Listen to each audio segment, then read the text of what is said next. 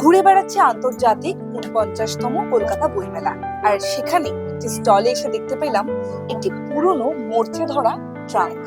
প্রথমে ভাবছিলাম কি আছে এতে, হয়তোবা পরিত্যক্ত, কিন্তু না, এই মরচে ধরা পুরনো পরিত্যক্ত ধুলো জমা ট্রাঙ্কের মধ্যে আছে অমূল্য ভিভিআইপি অতিথি। কে সে অতিথি? সেই অতিথি হলো জীবনানন্দ দাশ, বাংলার অন্যতম স্বনামধন্য কবি। তার পাণ্ডুলিপি।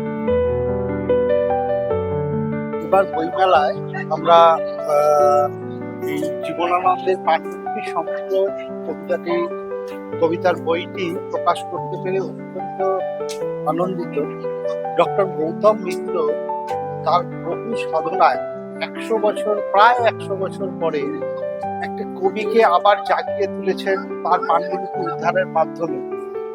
এ বাঙালি পারে, এবং সেইটা এই গৌতম মিত্রের এই সাধনার ফলে আজ এই বই উদ্ধার হয়েছে। এটা আপামর বাঙালির কাছে একটা অত্যন্ত গর্বের বিষয়, এবং আমরা অত্যন্ত গর্বিত এই কাজে আমাদের কিছু অংশগ্রহণ করতে পেরে।